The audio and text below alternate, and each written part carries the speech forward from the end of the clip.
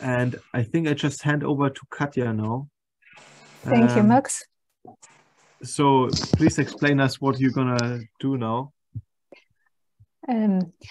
Oleg, it would be very helpful if you could please give me also rights to share a screen, because what I'm going to do now is to look how to make use of the data which we have. Oh, wonderful! Thanks a lot. Yeah, which we have on Google Disk, on the Google Drive.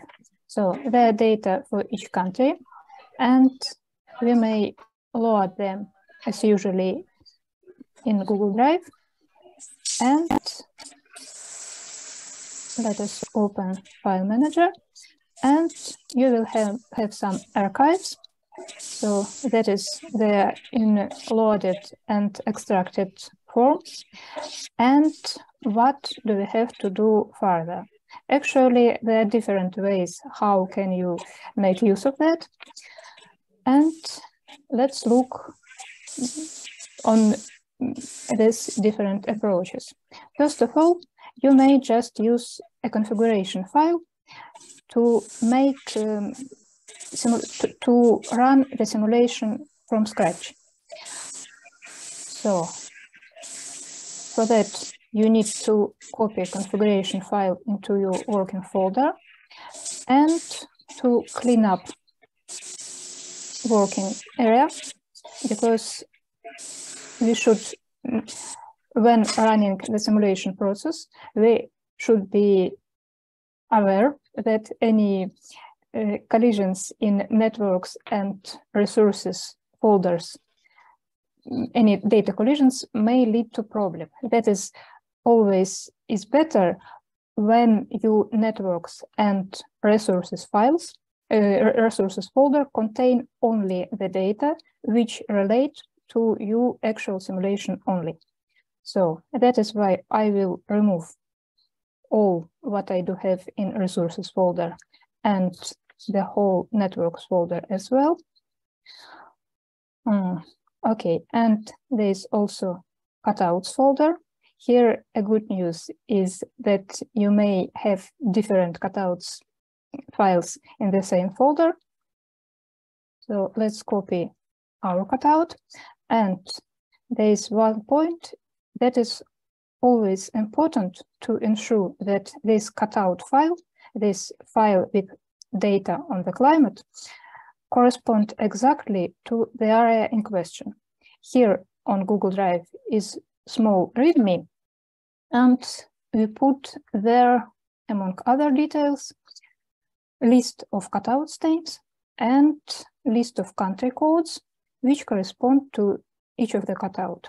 For Bangladesh, which we continue to consider, we have this South Asia region cutout, and here it is, and we should copy it into the cutouts folder and ensure that in the configuration file we have a correct cutout.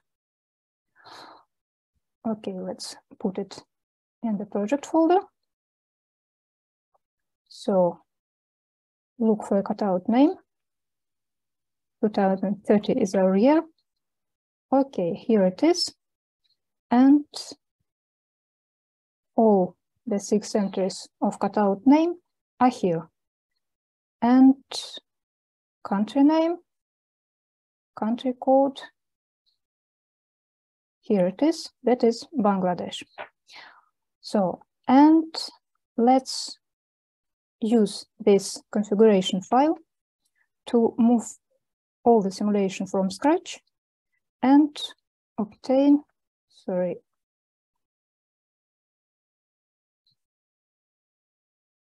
the traces of previous runs.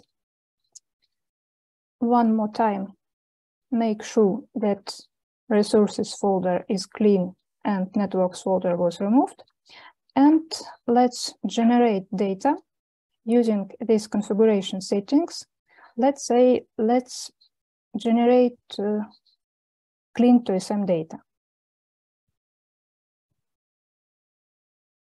snake-make -G1 clean OSM data. That means that we run clean OSM data rule. Let's look on it. That is the snake-make file. Oh, sorry. Here it is. And the inputs, which will be generated in our case, because we don't have anything. These inputs will be generated by the download OSM rule. And that is important to ensure that actually our configuration file allows that by setting download OSM data true. So it should work. And let's look on dry run. Let's look which working processes will be run. So that is download OSM, build shapes, and clean OSM data. And let's look how does it work. So first we build shapes. These ones which Max has shown: country shape,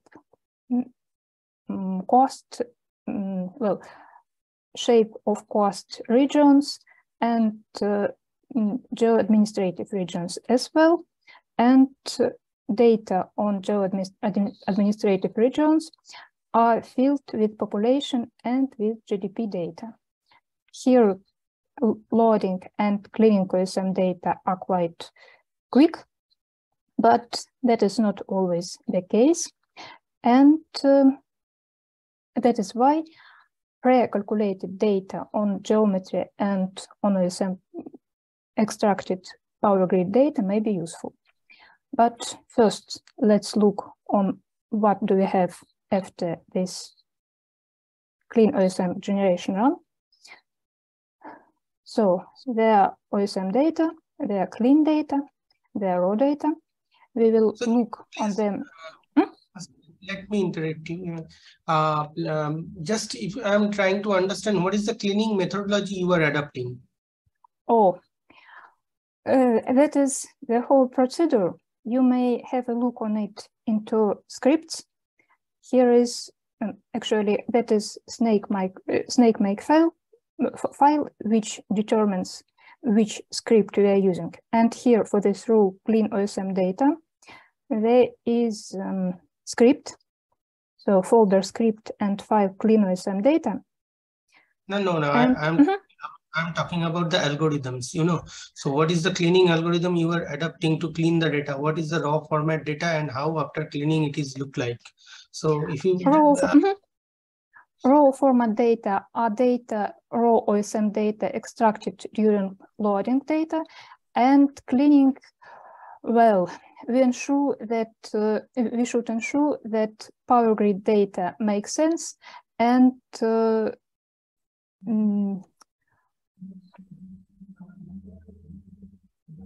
like the algorithm storage is what Katia goes through here. So, yes. So this is the cleaning algorithm, the functions. It is a bit difficult to describe it, as always cleaning process is quite the most trying and time-consuming. But what have you done? If we have the raw data, so what exact format we want to use and what is the cleaning algorithm, what we are adapting, that is important. Otherwise, if we have the raw data, how we can clean and what exact format is required. So that is, I am trying to understand. If you please explain, so that will be better for us.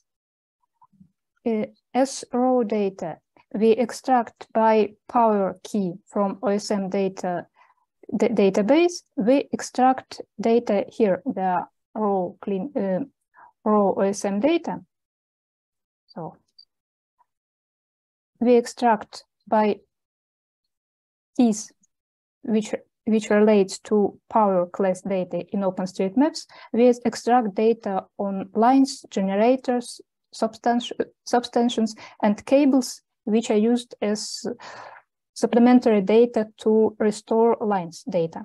And then we run, has I explained in detail enough extraction of raw data, or some more clarifications needed? May I just ask? So on the PyPSA website, we have this list of, say, Ath-Lite, demand creator, detect infra, power plant matching. So is the data which you're showing, is that the output from running those tools? No, that is completely independent thread which works with OSM data only. So, like, just to give you here a bit context, Harun, is that we try to all this data processing, you know, it should be useful for multiple models as well. So what we try in the PyPSA community, like the power plant matching tool, that created our generator data. So we packaged a tool together that extracts all that power plant data, and yes, this data comes from there. Same with Ath-Lite for renewables. We packaged it separately, and that's streaming our data, and so other tools can use it as well. For the like, there's just one exemption now for the grid infrastructure. We built in directly in the model at the moment the grid infrastructure data, and the cleaning procedure is just something we started, but we currently have developments ongoing that we packaged it also separately. So, you know, you can, for each purpose, you have a different package. And that will come. For now, it's inside, so it's kind of, you know, mixed. Yes, it is structured. It is structured as script files, not as packages yet. And actually, the data on generators, we also extract them from OpenStreetMap data directly. But power plant matching also has independent geo and GPD global datasets on power plants, and more datasets will be included into power plant matching into this generator preparation process. So, and currently the generators, there is also option to use OSM extracted data on generation also. But and in this workflow, which we are considering now, this OSM option for generator is not used because quality of the data extracted by power plant matching is high enough. Probably you will have corrections and recommendations. We would be very grateful for that. But currently, things are like that. Right. Any more questions? Okay, so we have raw data and we have clean data. We will look in more details on them in a couple minutes. And now let's look into another approach to data generation. Well, let's look how can we use this prepared data to run the whole, to avoid running the whole simulation and to save a bit time and efforts. So let's remove this resources folder, which we have just generated, and instead copy the resources folder, which was loaded from Google Drive. So here it is. We place it into project folder. Don't forget to, not yet. Okay, here it is. And don't forget to do a reserve copy of your data into the folder, into the project folder. So, and now let's assume that we are not satisfied with cluster numbers which was defined into configuration to obtain these results. Let's say we do not want it to be 10, we want it to be 15. And we want to regenerate, to rerun computational process to obtain pre-optimized network, the network which is ready for optimization, this one. So let's copy the name of the file.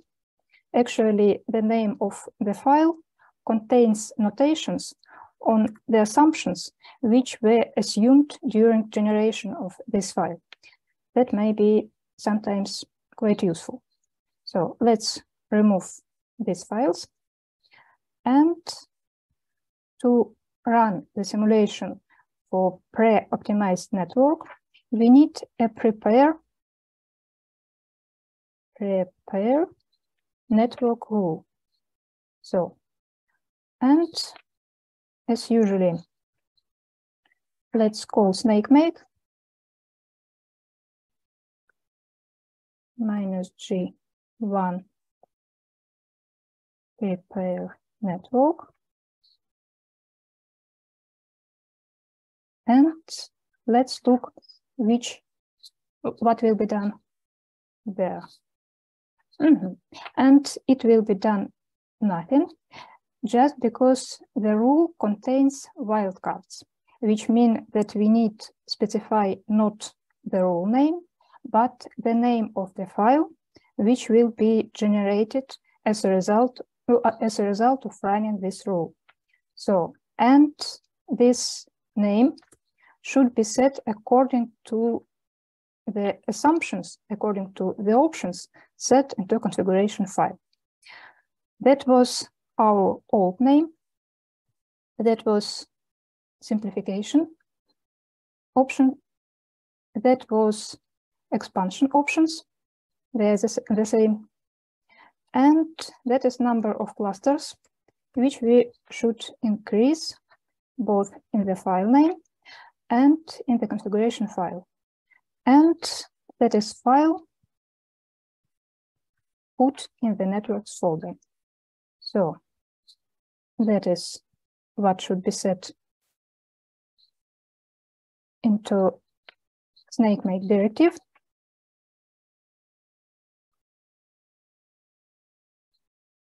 Let's put it there. And let's look what snake-make is going to do. And actually, snake-make is going to do quite a lot. For example, this clean OSM data, that is what we obviously do not need, because our intention is just to increase number of the clusters, not run the whole workflow from scratch, which may be quite costly. And that is why the reason why snake-make wants to rerun clean OSM data is below. Here it is. Input files updated by another job. That is not exactly true. And that is why we have to do some tricks. Actually, to apply rerun triggers,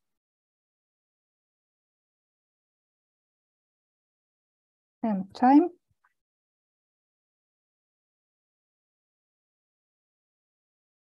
Okay, and now workflow looks much more reasonable. And let's look on how will it go.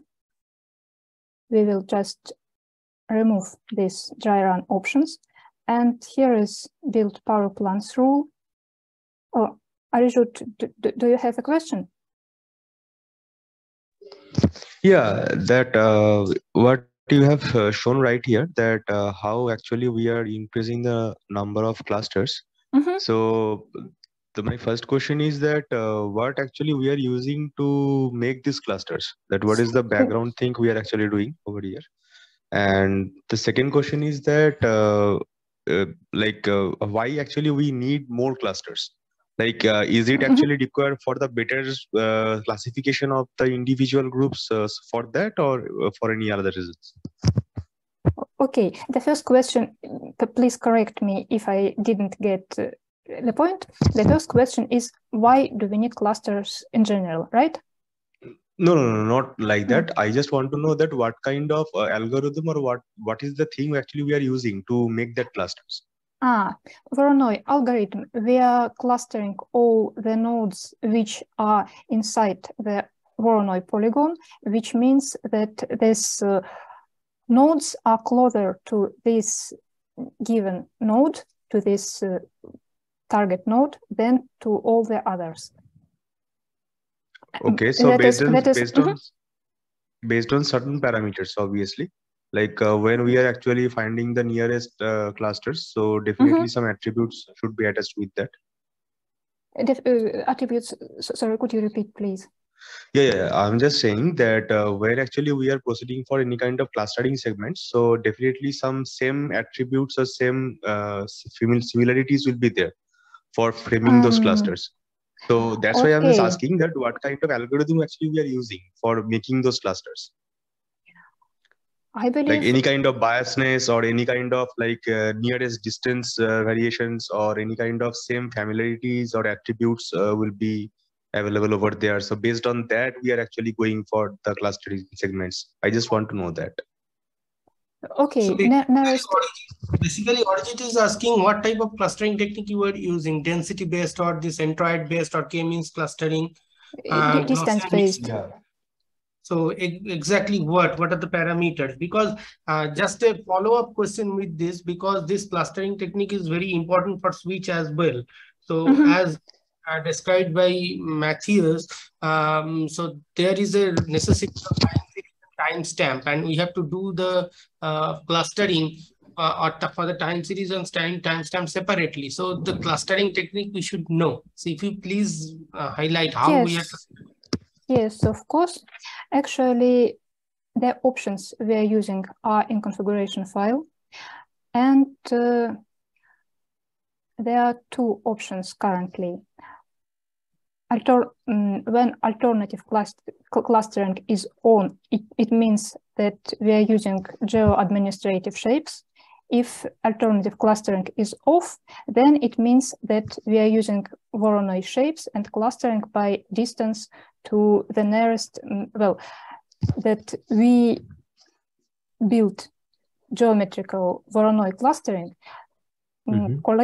collecting substantiations in such a way to be representative for the initial geometry of topology of power grid, but to contain not so much nodes.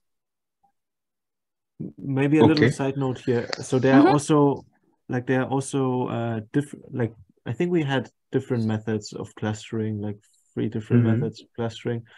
But basically, I think we moved to that nearest distance thing. And then there was, yeah, exactly, k-means. And practically what is also possible, which we didn't have implemented yet, is, for example, hierarchical clustering. Yeah, like why I'm actually asking this, because the same question actually I have asked to Mr. Matthias. So he told that the k-means clustering or k-nearest neighbor algorithm is actually used for the clustering purpose. So I just need to understand that, like whenever for the 3 segments, like for switch or as well as for the pipes also, whenever we are proceeding for the clustering segments, so the same attributes or same process actually we are following. So just to know that, I'm just asking. Yeah, like what people also do, you know, if you like, sometimes it makes sense to cluster according your like renewable potential areas. So you know, like the wind is sometimes really diverse in different regions. So sometimes it makes sense to cover, you know, instead of saying, okay, I create an arbitrary shape and then aggregate all the wind in this one cell. You can apply some kind of hierarchical clustering approaches to cover, you know, a region with good potential in that cluster. It's something which you can also do, but yeah, I mean, for now, we just use here the k-means clustering. Okay, thank you. Thank you. And let's look on computations. Okay, it looks like it was successful. And by the way, what I wanted to show was here are generation of renewable profiles, and there were somewhere built power plants, and actually here you may see which exactly datasets are using. Actually, currently they're GEO and GPD datasets. Okay, and now I think it makes sense to run the whole simulation, to start optimization process at least. I do not promise that we will wait until it will converge, but here we have data still with 15 clusters, and in resources we have data which we will look in a moment. And now we will run an optimization. We will start an optimization, probably just replacing this file name with the general solve all networks rule.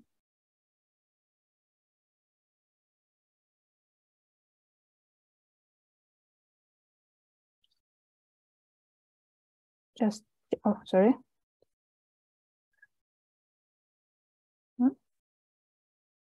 Let me ask in between this time very basic questions. So today we are discussing about the data sets. The data sets required for different model, as Oleg told me that same data set will be required for the different models. Is there any relevance of doing optimization after optimization? I'm not getting the point. So what is the relevance of doing optimization right now? That is to show that actually we may not only use the data, which we are always tracing, but that is a full-scale model which can be used to make optimizations. So that is pure demonstration purpose, just to avoid a false impression that all what we do have is just data generator. That is data generator and the model. But as a learning perspective, I just want to concentrate from the data side, you know. So, and that is sometimes confusing. So from as a learner, okay. Anyway. Sorry, if you could please clarify what is confusing, I will be happy to give explanations. Basically, my question is, you are basically using the data and after importing, you are trying to optimize the thing, you know. Yes. So after optimization, we'll get some results. That's yes, all right. Absolutely. Yes. But my point is, so if we stick to only the data today, so that will be better to learn exactly the data sets we are using, what is exactly. So I absolutely agree, and that is the relevance of the optimization in this data set. Okay, so that's I'm trying to understand. Thank you for the question. Actually, which data we do have and how can we have a look into them? That is the next point which I was going to address just after. We will look into logs. So they are all the solving preparation steps. They were done successfully, and optimization is running. And here in PyPSA-Earth folder, there is a logs folder. And here in solve network, we may actually look into how solving process is going. At least we may be sure that something is running. So, and regarding data, we spring into VS Code and look which exactly data we do have and how can we use them. Let's start from OSM data. There are raw data and there are clean data. Let's overlay, for example, lines and substations datasets with the mentioned geodata viewer. We will create a map. So here are lines And we will add a new layer. We will overlay these lines with substations dataset. Thanks, Katia, for solving that. Like, yeah, amazing. That works really good. So, and let's, sorry. And let's add also generators data. That is just a quick and quite convenient approach to understand what do we have in the model. So for generators, you may want to, yes, there is underlying data structure, but what we may wish is to modify a bit colors, because currently it is not so clear.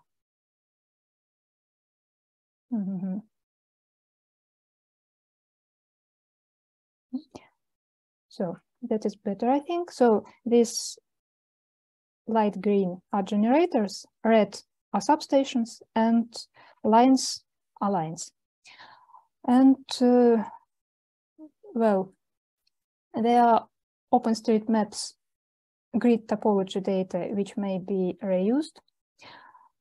There are bus regions, exactly Voronoi polygon regions which we are using. Oh, offshore, not very representative probably. So it looks like that.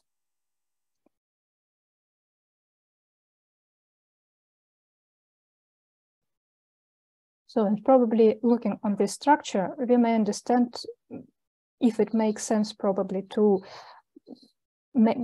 apply finer clustering structure. And that is base network.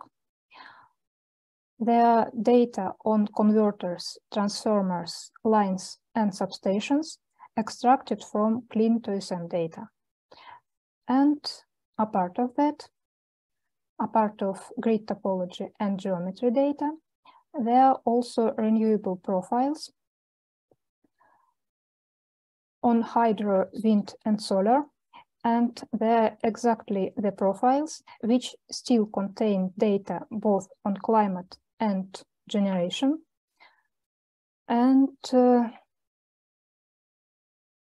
again, configuration file allows to apply some customization.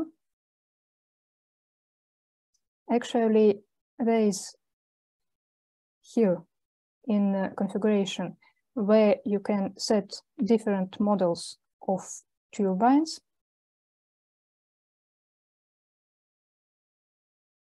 And CV panels. So I think that is all from I wanted to share from technical point of view. If you have any questions, I will be happy to address them. Okay, what is the resolution of your solar and wind data? 1 hour. That is according to, that is taken from, that is based on ERA 5, and standard time resolution is 1 hour.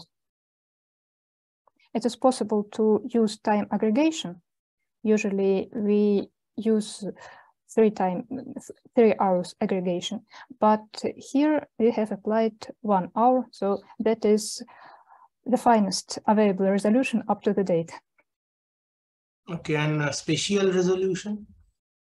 And spatial resolution is defined by number of clusters and by by real geometry of power network. No. So what is the spatial resolution? Okay, of renewable data. That is spatial resolution again of ERA 5, something about 30 to 30 kilometers. Okay. So can you provide me in chat box the link where I can find exact what is the resolutions? Yes. Okay, like I think that link is something Katia can provide in a moment. Maybe we can just continue with any other questions. Does someone have any other questions? Max, can I ask a question to you?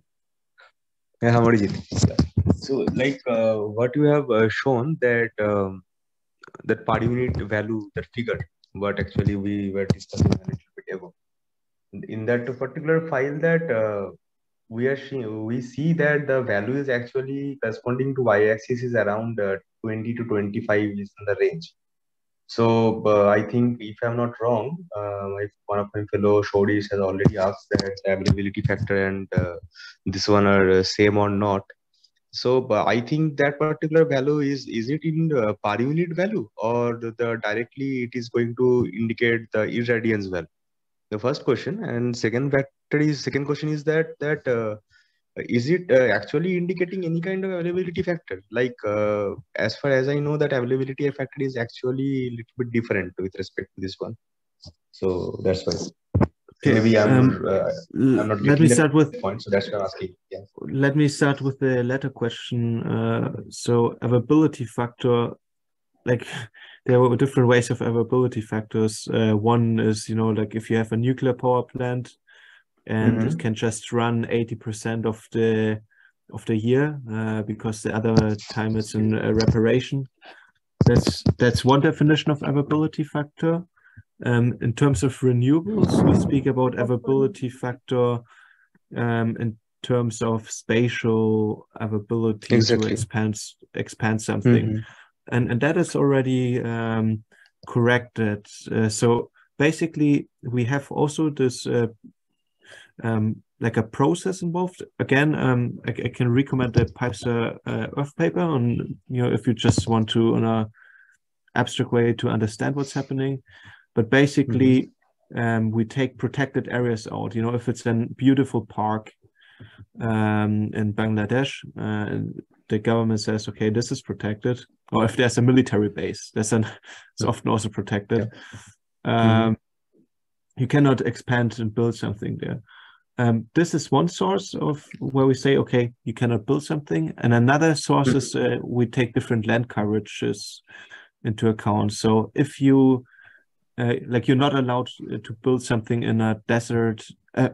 Not in a desert, it's okay, but not in a beautiful jungle or something like that. That can be also manually changed, but practically all the methods. Katia shared the paper now, the PyPSA-Earth paper, that can be reproduced, and you can also adapt the assumption for your regions. But I would say that's, if you want to do that, you definitely have to dig a little bit deeper. But that's the methodology behind it. And I just want to know one more thing, that whenever we are going to introduce the values for not only for the solar, but also for the other sources, in case of the renewable as well as for the conventional sources also, what are the values we are actually using? All these values are actually in per unit value, or we are actually using the general values? So it's just really for the renewables, for the theoretical and that's also interesting. So availability in a time series means something else than availability for infrastructure. So availability in a time series means, okay, what is Mother Earth giving us as a solar irradiance? This is our theoretical limit. I'm asking because this is per unit. Like this conversion, like this profiles, we're giving that per unit based on the initial, on 100% capacity from a solar power plant, and you can then use 60% through the situation of the irradiance, and taking efficiency into account as well. Like in case of the parameters for that, like suppose in case of the documentations also, we have seen that there are the numerous like different parameters are already mentioned, like voltage, currents, and all these things, powers also. So for that, whatever the values we are actually using for the incorporation part inside of the model, so that is actually expressed in like normal value or in per unit value. I'm asking for that.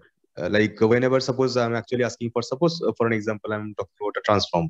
So whenever we are going to put a transformer for a particular model site, so definitely we see that the impedance value or the resistance value in case of the per unit value also, or we can directly put the direct value of that particular model.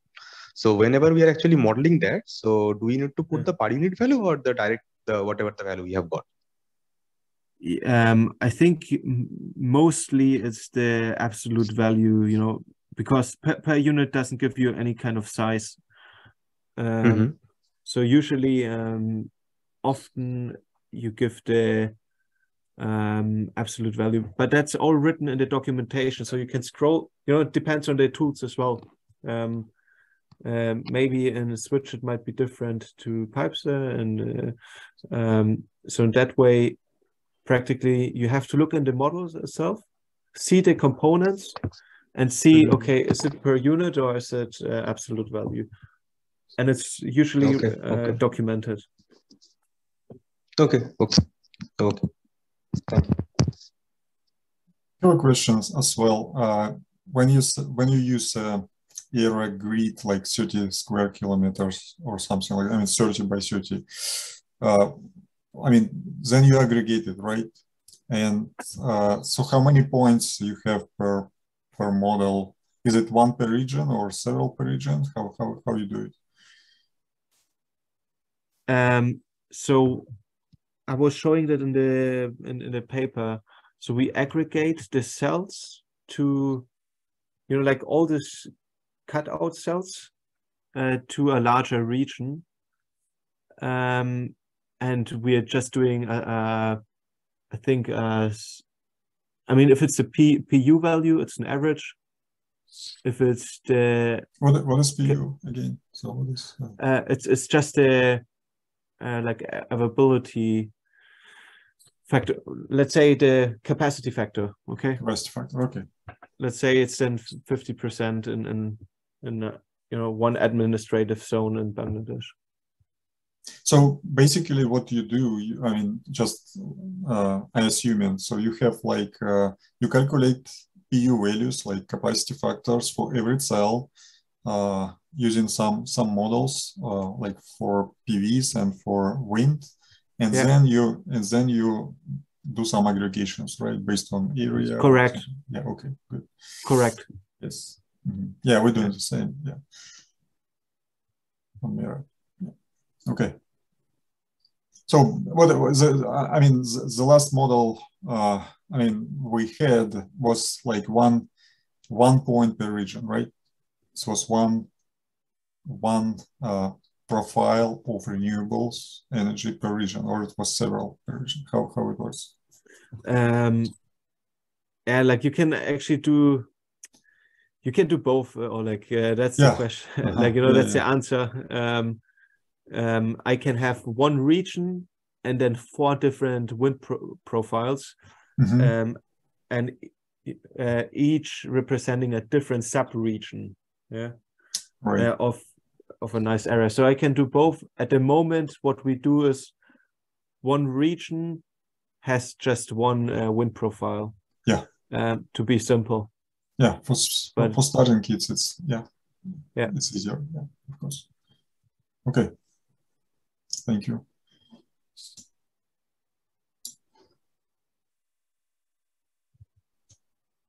Okay. Then just, you know, keep the questions. There's no Anders presenting here, and that is just a brief presentation on you know, like you might want to validate your data. Like now you saw a lot of the data. We saw how you could reproduce the data with Katia. And now the third aspect is, okay, how to actually validate your data. And maybe some of our tools that we already prepared might help you.